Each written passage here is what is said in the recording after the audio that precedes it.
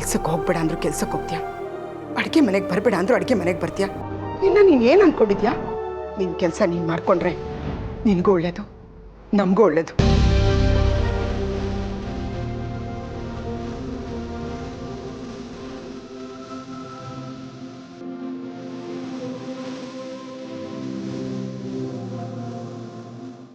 ಮೇಡಮರೇ, ಮನೇಲಿ ಏನೋ ಅಂದ್ರಂತೆ, ದಯವಿಟ್ಟು ನೀವು ಹಿಂಗೆ ಅಳ್ಬೇಡಿ ಮೇಡಮರೇ. ಅಳೋದು ನನ್ನ ಹಣೆ ಬರೋಕ್ಕೆ ಅಂಟ್ಕೊಂಡು ಬಂದಿದೆ, ಯಾರೇನೂ ಮಾಡೋಕ್ಕಾಗಲ್ಲ ಬಿಡಿ. ಅಯ್ಯೋ ಮೇಡಮರೇ, ನಿಮ್ಮ ಮನೇಲಿ ಆರಾಮಾಗಿರ್ಬೋದಲ್ವಾ? ಯಾಕೆ ಕೆಲಸಗಳೆಲ್ಲ ಮಾಡೋಕೆ ಹೋಗ್ತೀರಾ? ಇಲ್ಲ, ನಿಮ್ಮ ಅತ್ತಿಗೆನೇ ಹೇಳಿದ್ದು, ಸುಮ್ಮನೆ ಕೂತಿರಬೇಡಿ ಮನೆಯಲ್ಲಿ, ಏನಾದರೂ ಒಂದು ಕೆಲಸ ಮಾಡ್ತೀರಿ ಅಂತ. ನನ್ನ ಕರ್ಮಕ್ಕೆ ಹೀಗಾಗೋಯ್ತು. ಅತ್ತಿಗೆ ಹೇಳಿದ್ರ?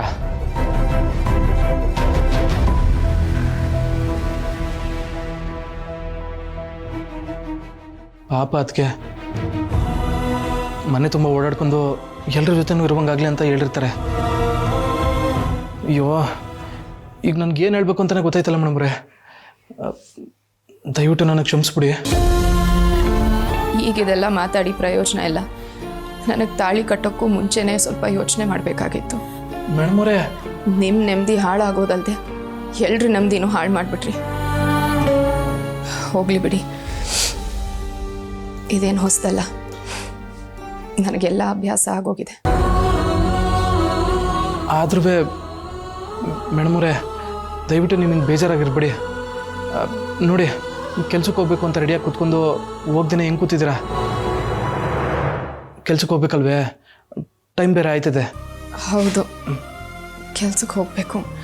ಬನ್ನಿ ಮೇಡಮರೇ, ನಾನೇ ಬಿಟ್ಬಿಟ್ಟು ಬರ್ತೀನಿ.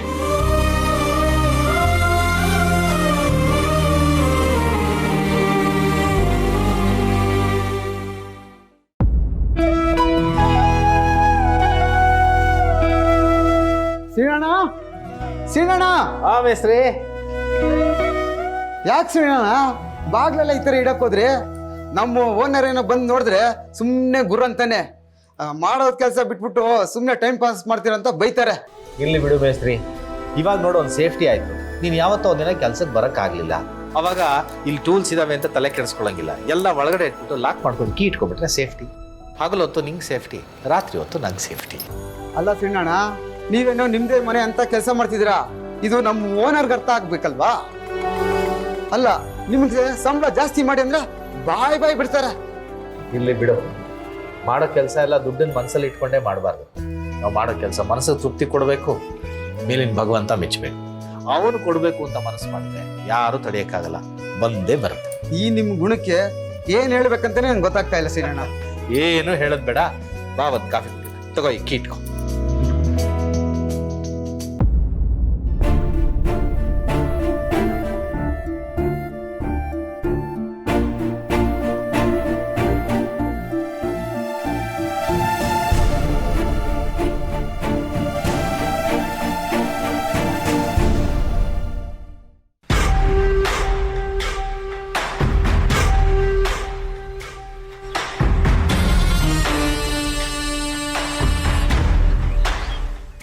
ಅತ್ತೆ, ಏನತ್ತೆ ನೀವು ಮತ್ತೆ ಮತ್ತೆ ಇಷ್ಟೊಂದು ಕೋಪ ಮಾಡ್ಕೋತಾನೆ ಇದ್ದೀರಲ್ಲ? ಅಲ್ಲ ಅತ್ತೆ, ಅವಳೇನೋ ಮಿಡಲ್ ಕ್ಲಾಸಿಂದ ಬಂದಿರೋಳು, ಅದಕ್ಕೆ ಮಿಡಲ್ ಕ್ಲಾಸ್ ಥರನೇ ಎಲ್ಲ ಜಗಳಗಳು ಅದು ಇದೆಲ್ಲ ಆಡ್ತಾ ಇರ್ತಾಳೆ. ಅದೇ ನೀವು MLA ಹೆಂಡತಿ, ನೀವು ಅವಳ ಲೆವೆಲ್ಗೆ ಇಳಿದು ಜಗಳ ಆಡಿದ್ರೆ ಹೇಗಿರುತ್ತೆ ಹೇಳಿ? ನೋಡಿ ಅತ್ತೆ, ಈ ಸಣ್ಣ ಜನಕ್ಕೆ ದೊಡ್ಡವರಾಗೋದು ಗೊತ್ತೇ ಇರಲ್ಲ. ಅವ್ರು ಮಾಡೋ ಕೆಲಸಗಳು, ಮಾತಾಡೋ ಭಾಷೆ ಎಲ್ಲನೂ ಸಣ್ಣದಾಗೇ ಇರುತ್ತೆ. ಅವ್ರ ಯೋಚನೆನೂ ಅಷ್ಟೇ ಸಣ್ಣದಾಗೇ ಇರುತ್ತೆ. ಅದೇ ನಿಮ್ಮನ್ನ ನೋಡಿ, ಎಂಥ ಗೌರವ ಇದೆ, ಎಂಥ ಘನತೆ ಇದೆ. ಅದನ್ನೆಲ್ಲ ನೀವು ಇಂಥ ಸಣ್ಣ ಜನದ ಜೊತೆ ಮಾತಾಡಿ ಜಗಳ ಆಡಿ ಕಳ್ಕೊಳ್ಳೋದು ಒಳ್ಳೇದಲ್ಲ ಅನ್ಸುತ್ತೆ ಅತ್ತೆ. ಹೇಳ ಸುಲಭ ನೀಲು, ಆದರೆ ಅವಳಿ ಮನೆಗೆ ಮಾಡಿರೋ ಅನ್ಯಾಯನ ನನ್ನ ಕೈಲಿ ಮರೆಯೋಕ್ಕಾಗ್ತಾ ಇಲ್ಲ. ಅತ್ತೆ, ಅವಳು ತುಂಬಾ ಕಿಲಾಡಿ. ಬೇಕು ಅಂತಾನೆ ಇಂಥ ಸಿಚುಯೇಷನ್ಗಳನ್ನೆಲ್ಲ ಕ್ರಿಯೇಟ್ ಮಾಡ್ಕೋತಾಳೆ. ನಿಮಗೆ ಕೋಪ ಬರುತ್ತೆ ಅಂತ ಅವಳು ಗೊತ್ತಿರುತ್ತೆ. ಅದೇ ನೀವು ಹೋಗಿ ಅವಳ ಹತ್ರ ಜಗಳ ಮಾಡೋದಕ್ಕೆ ಅಂತ ಹೋದಾಗ ಅವಳು ಮಳ್ಳಿ ಥರ ಸೈಲೆಂಟ್ ಆಗಿಬಿಡ್ತಾಳೆ. ಆಗ ನೀವು ಜಗಳ ಆಡ್ಕೊಂಡು ಮನೆಯವ್ರ ಮುಂದೆ ಎಲ್ಲ ನೀವೇ ಕೆಟ್ಟವರು ಅಂತ ಅನಿಸ್ಕೋಬೇಕು. ಇದು ಅವಳಿಗಿರೋ ಪ್ಲ್ಯಾನು. ನೀವು ಅವಳ ಪ್ಲ್ಯಾನ್ ವರ್ಕ್ ಆಗೋದಕ್ಕೆ ಬಿಟ್ಬಿಟ್ಟು ಅವಳ ಜೊತೆನೇ ಹೋಗಿ ಜಗಳ ಆಡಿದ್ರೆ ಆಮೇಲೆ ಏನಾಗುತ್ತೆ ಹೇಳಿ? ಮನೆಯವ್ರ ದೃಷ್ಟಿಲ್ಲ ನೀವು ಕೆಟ್ಟವರಾಗ್ತೀರಾ, ಮುಖ್ಯವಾಗಿ ನಿಮ್ಮ ಆರೋಗ್ಯ ಹಾಳಾಗುತ್ತೆ. ಅವಳಿಗೆ ಬೇಕಾಗಿರೋದು ಇದೆ.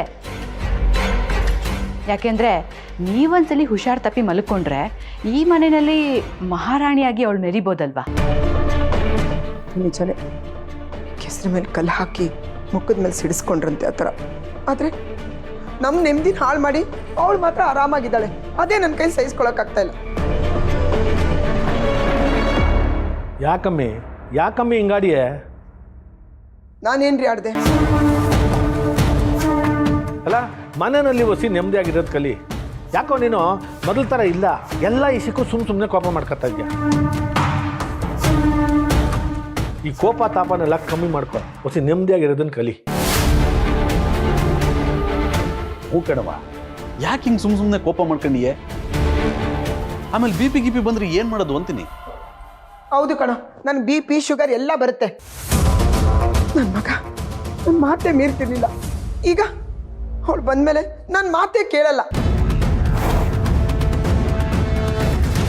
ಹಿಂಗೋ ನೆಮ್ಮದಿಯಾಗಿರ್ಲಿ ನಾನು.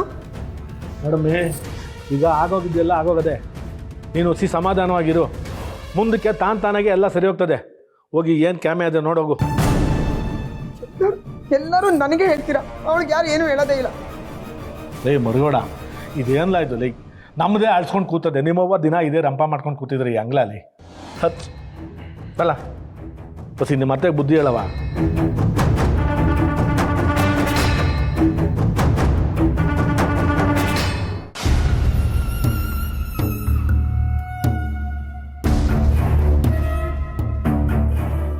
ಎಲೆಕ್ಷನ್ ಆದಮೇಲೆ ಅವ್ರನ್ನ ಆಚೆ ಹಾಕ್ತಾರೆ ಅಂದ್ಕೊಂಡಿದ್ದೆ.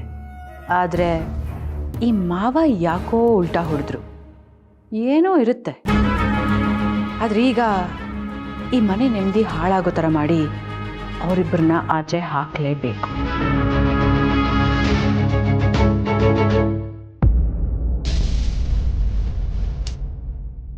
ವೀಣಾ, ಅಳಬೇಡ ವೀಣಾ. ನೋಡು, ಸಿಂಚನ ಹೇಗೆ ಅಂತ ನಿನಗೆ ಗೊತ್ತಲ್ವಾ? ಅವಳು ಏನೋ ಅಂದ್ಲು ಅಂತ ನೀನು ಯಾಕೆ ಅಳ್ತಿದೀಯಾ? ನೀವೇ ನೋಡಿ ಅತ್ತೆ, ಪ್ರತಿ ವಿಚಾರಕ್ಕೂ ಹಿಂಗೆ ಮಾಡ್ತಾಳೆ. ಚಿಕ್ಕ ಪುಟ್ಟ ವಿಚಾರಕ್ಕೂ ಹೀಗೆ ಆಡ್ತಾಳೆ ಅವಳು. ಏನೋ ದೊಡ್ಡ ಮಹಾರಾಜರ ಮೊಮ್ಮಗಳು ಅನ್ನೋ ಥರ. ನನಗೂ ಸಾಕಾಯ್ತು. ಅವಳಿಗೆ ಹೇಗೆ ಮಾತಾಡಬೇಕು ಅಂತ ಗೊತ್ತಿಲ್ಲ ವೀಣಾ. ಹಿರಿ ಸೊಸೆಯಾಗಿ ನೀನು ತಾನೇ ಸ್ವಲ್ಪ ಅಡ್ಜಸ್ಟ್ ಮಾಡ್ಕೊಂಡು ಹೋಗಬೇಕು. ನಾನು ಎಷ್ಟು ಸಲ ಹೇಳಿದ್ದೀನಿ ನಿನಗೆ. ಅತ್ತೆ, ನನ್ನ ಪಾಡಿಗೆ ನಾನು ಇರ್ತೀನಿ ಅತ್ತೆ.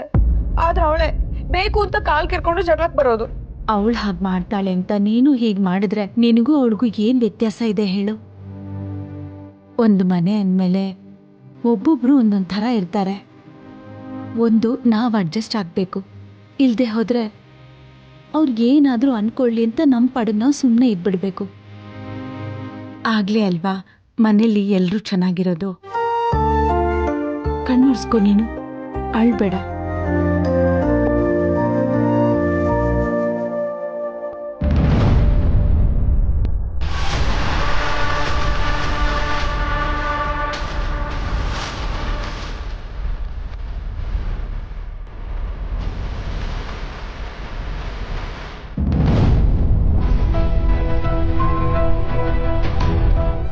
ಬಂಗಾರಿ, ಯಾಕಿಲ್ಲ ನಿಂತ್ಬಿಟ್ಟೆ? ಒಳಗೋಗೋಣ. ಇಲ್ಲ ರವಿ, ನಾನು ಒಳಗೆ ಬರೋದಿಲ್ಲ. ಇಲ್ಲಿವರೆಗೂ ಬಂದು ಒಳಗೆ ಬರಲ್ಲ ಅಂದರೆ ಹೇಗೆ? ನೋಡು ರವಿ, ನಮಗೆ ಬೇಕಾಗಿರೋದು ಖುಷಿ. ಖುಷಿಗೆ ನಮ್ಮ ಜೊತೆ ಇರೋ ಎಲ್ಲ ಹಕ್ಕು ಇದೆ. ಹಾಗೆ ನಮಗೂ ಖುಷಿನ ಪಡ್ಕೊಳ್ಳೋ ಎಲ್ಲ ಹಕ್ಕು ಇದೆ. ಹಾಗಂತ ಪ್ರತಿ ಸಲ ಇವ್ರ ಮನೆ ಮುಂದೆ ಹೋಗ್ಬಿಟ್ಟು ಖುಷಿನ ನಮ್ಮ ಜೊತೆ ಕಳಿಸ್ಕೊಡಿ ಅಂತ ಭಿಕ್ಷೆ ಬೇಡೋದಕ್ಕೆ ನನಗೆ ಒಂಚೂರು ಇಷ್ಟ ಇಲ್ಲ.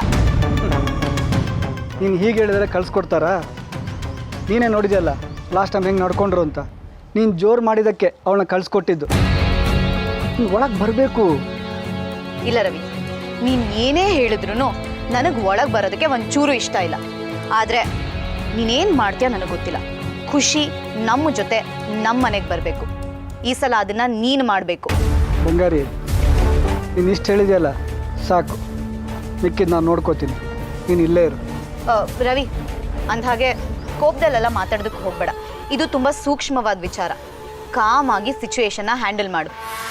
ಓಕೆ ಓಕೆ ಬಂಗಾರಿ, ಒಳಗೋಗಿ ಕೂಲಾಗೆ ಮಾತಾಡ್ತೀನಿ. ಆದರೆ ಖುಷಿನ ಕರ್ಕೊಂಡು ಬರೋ ಜವಾಬ್ದಾರಿ ಮಾತ್ರ ನಂದು.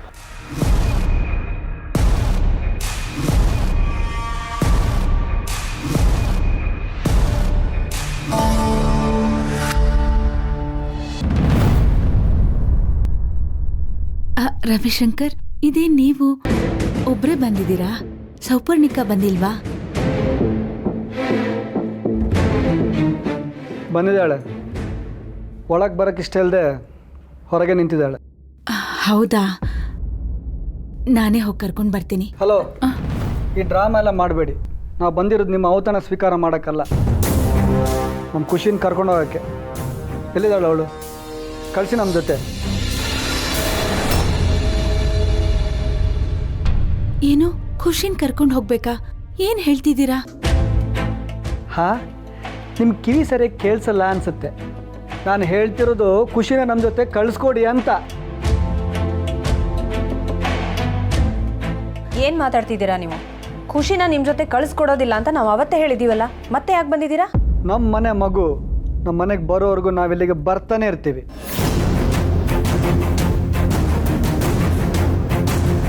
ಅದೆಲ್ಲ ಆಗಲ್ಲಪ್ಪ. ಈಗಾಗಲೇ ಒಂದ್ಸಲ ನಾವು ಕಳ್ಸಿದ್ದೀವಿ, ಆದರೆ ನೀವೇ ಅವಳನ್ನ ಸರಿಯಾಗಿ ನೋಡ್ಕೊಂಡಿಲ್ಲ. ಈಗ ಮತ್ತೆ ಕಳಿಸಿ ಅವಳಿಗೇನಾದ್ರೂ ಅನಾಹುತ ಆದರೆ? ಏನೋ ಅನಾಹುತ ಮಾಡಿದ್ದು ನಾವಲ್ಲ, ನಿಮ್ಮ ಮಗಳು ಅಳಿಯ. ಖುಷಿ ನಮ್ಮ ಮನೇಲಿ ಚೆನ್ನಾಗೇ ಇದ್ಲು.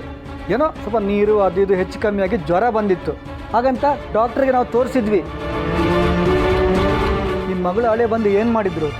ನಮ್ಮ ಜೊತೆ ಜಗಳ ಮಾಡಿ ಖುಷಿನ ಕರ್ಕೊಂಡು ಹೋದ್ರು. ಖುಷಿನ ಕರ್ಕೊಂಡೋಗಿ ಜೊತೆಗೆ ಇಟ್ಕೊಂಡ್ರ? ಇಲ್ಲ, ಇಲ್ಲಿ ಬಿಟ್ಟಿದ್ದಾರೆ. ನಾವೆಲ್ಲ ಇರಬೇಕಿದ್ರೆ ಅವಳು ಯಾಕೆ ಅನಾಥ ಥರ ಇಲ್ಲಿ ಇರಬೇಕು? ನೋಡಿ, ಈ ಮಾತನ್ನ ವಾಪಸ್ ತಗೊಳ್ಳಿ. ಖುಷಿ ಇಲ್ಲಿ ಯಾವತ್ತೂ ಅನಾಥ ಥರ ಇಲ್ಲ. ಭಾವನಾ ಇಲ್ಲಿ ಇಲ್ಲದೆ ಇರ್ಬೋದು, ಆದರೆ ನಾವೆಲ್ಲರೂ ಇದ್ದೀವಿ. ಖುಷಿನ ಚೆನ್ನಾಗಿ ನೋಡ್ಕೋತಾ ಇದ್ದೀವಿ. ನೋಡಿಪ್ಪ, ನಾವು ಅವಳನ್ನ ಯಾವತ್ತೂ ಬೇರೆಯವ್ರ ಮಗಳು ಅನ್ನೋ ಹಾಗೆ ನೋಡ್ಕೊಂಡಿಲ್ಲ. ನಮ್ಮನೆ ಮಗಳು ಅನ್ನೋ ಥರ ನೋಡ್ಕೊಂಡಿದ್ದೀವಿ. ಅದೇ ಬೇಡ ಅಂತಿರೋದು.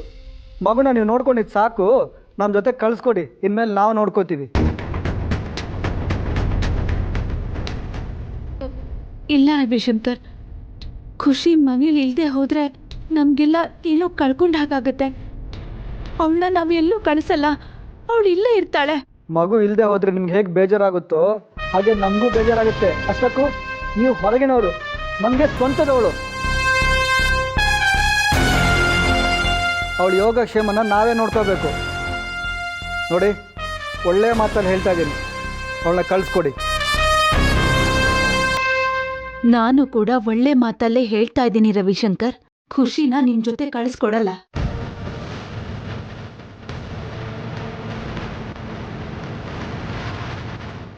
ಅವಳು ಈ ಮನೆ ಮಗಳು, ಇಲ್ಲೇ ಇರ್ತಾಳೆ. ಇದ್ರ ಬಗ್ಗೆ ಮಾತಾಡೋ ಅಗತ್ಯ ಇಲ್ಲ ಅನ್ಸತ್ತೆ. ನೀವಿನ್ನು ಹೋಗ್ಬೋದು.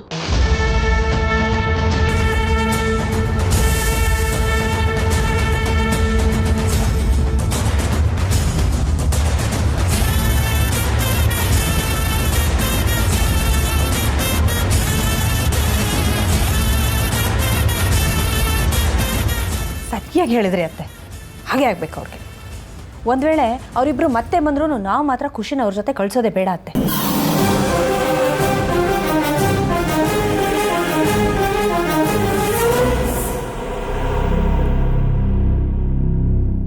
ನೋಡಿದ್ಯಾ ಬಂಗಾರಿ ಹೇಗೆ ಮಾತಾಡ್ತಾರೆ ಅಂತ? ನಮಗೂ ಖುಷಿಗೂ ಸಂಬಂಧನೂ ಇಲ್ಲ ಥರ ಮಾತಾಡ್ತಿದ್ದಾರೆ. ಇದಕ್ಕೆ ರವಿ ನಾನು ಒಳಗಡೆ ಬರಲ್ಲ ಅಂತ ಹೇಳಿದ್ದು. ಅವ್ರ ಖುಷಿನ ಕಳ್ಸ್ಕೊಡಲ್ಲ ಅಂದಿದ್ದು ಮಾತ್ರಕ್ಕೆ ನಾವು ಸುಮ್ಮನೆ ಇರೋದಕ್ಕಾಗಲ್ಲ. ಅವಳನ್ನ ನಮ್ಮ ಮನೆಗೆ ಕರ್ಕೊಂಡು ಬರೋದಕ್ಕೆ ನಾವು ಬೇರೆ ದಾರಿನೇ ಹುಡುಕ್ಬೇಕು. ಬಂಗಾರಿ, ಒಳಗೆ ನುಗ್ಗಿ ಖುಷಿನ ಕರ್ಕೊಂಡು ಬರೋದು 2 ನಿಮಿಷದ ಕೆಲಸ. ನಿಂಗೋಸ್ಕರ ಸುಮ್ಮನೆ ಇದ್ದೀನಿ.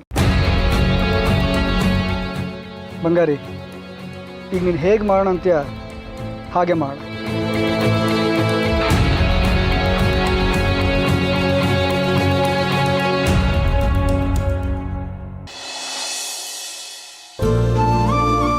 ಅಜ್ಜಿ, ಅಣ್ಣ ಅದಕ್ಕೆ ಇಲ್ದೆ ಮನೆ ಎಲ್ಲ ಬಿಕೋ ಅಂತಿದೆ.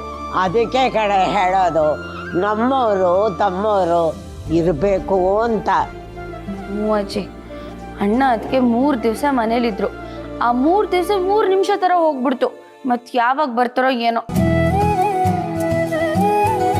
ರೀ, ಶೇವೆ ಮಾಡಿಬಿಟ್ರಾ? ಸಾರಿ ಚಿನ್ನು ಮರಿ, ಮೀಟಿಂಗ್ ಇತ್ತು, ಐ ಹ್ಯಾಡ್ ಟು ಶೇವ್. ಯಾಕೆ ಚೆನ್ನಾಗಿ ಕಾಣ್ತಿಲ್ವಾ? ಹಾ, ರಾಜ್ಕುಮಾರನ್ ಥರ ಕಾಣಿಸ್ತಿದ್ದೀರಾ. ನೀವು ಶೇವ್ ಮಾಡ್ದಿರ್ಲಿ ಎಲ್ಲದೂ ಚೆನ್ನಾಗೇ ಇರುತ್ತೆ. ನಂದು ದೃಷ್ಟಿ ಬೀಳ್ದೇ ಇರಲಿ. ಚಿನ್ನು ಮರಿ, ನಿಮ್ಮ ದೃಷ್ಟಿ ನನಗೆ ಯಾವತ್ತೂ ಕೆಟ್ಟದ್ದು ಮಾಡಲ್ಲ. Don't worry.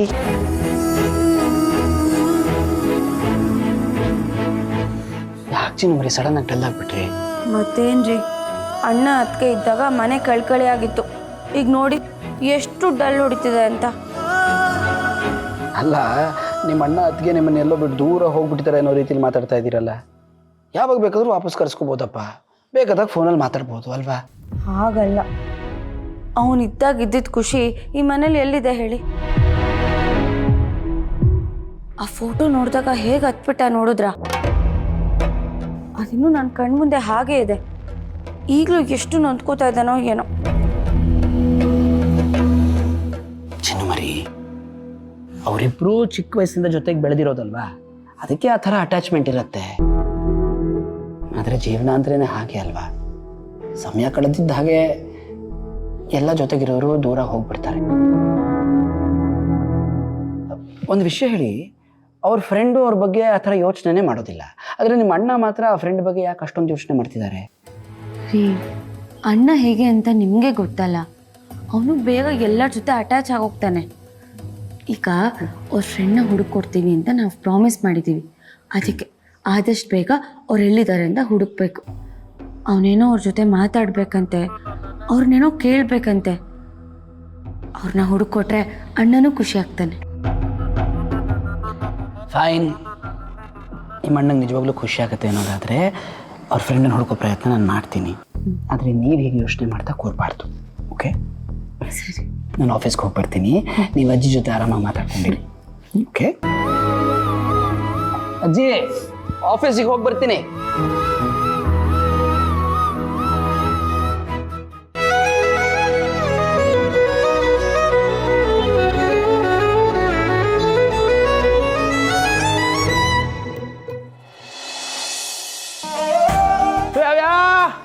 ಅತ್ತೆ, ವೀಣಕ್ಕ,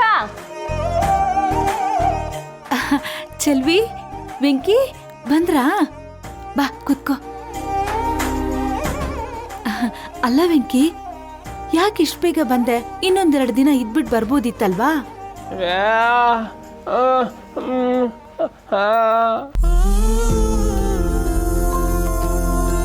ಹೌದು ಅತ್ತೆ, ನಾವಲ್ಲಿ ಹೊರಡ್ತೀವಿ ಅಂದ್ರೆ ಜಾನು ಅಕ್ಕ ಬೇಡ ಈಗಲೇ ಹೋಗ್ಬೇಡಿ ಅಂತ ಹಠ ಹಿಡಿದ್ರು. ನಾವು ಹೋಗೋದವ್ರಿಗೆ ಇಷ್ಟನೇ ಇರಲಿಲ್ಲ. ಆದ್ರೂ ಕೆಲಸ ಕಾರ್ಯ ಎಲ್ಲ ಬಿಟ್ಟು ಅಲ್ಲಿ ಎಷ್ಟು ದಿನ ಅಂತ ಇರಕ್ಕಾಯ್ತದೆ? ಅದಕ್ಕೆ ಬಂದ್ಬಿಟ್ಟು. ಅದು ಸರಿನೇ ಚೆಲ್ವಿ. ನೀವಿಬ್ಬರು ಅಲ್ಲಿಗೆ ಹೋಗಿದ್ಬಿಟ್ರೆ ಪಾಪ ಇಲ್ಲಿ ನಿಮ್ಮ ತಾಯಿನ ಯಾರು ನೋಡ್ಕೋತಾರೆ ಹೇಳು? ಆದರೂ ನೀವೇ ಅದೃಷ್ಟವಂತರಪ್ಪ. 2 ದಿನ ಜಾನು ಮನೇಲಿ ಉಳ್ಕೊಂಡು ಅವ್ರ ಮನೆ ಎಲ್ಲ ನೋಡ್ಕೊಂಬಂದ್ರಿ. ನನಗೆ ಇನ್ನೂ ಹೋಗೋಕ್ಕಾಗಿಲ್ಲ. ಯೋಚನೆ ಮಾಡಬೇಡ ವೀಣಾ, ಮುಂದಿನ ಸಲ ನಾನು ಹೋಗ್ಬೇಕಾದ್ರೆ ನಿನ್ನ ಕರ್ಕೊಂಡು ಹೋಗ್ತೀನಿ.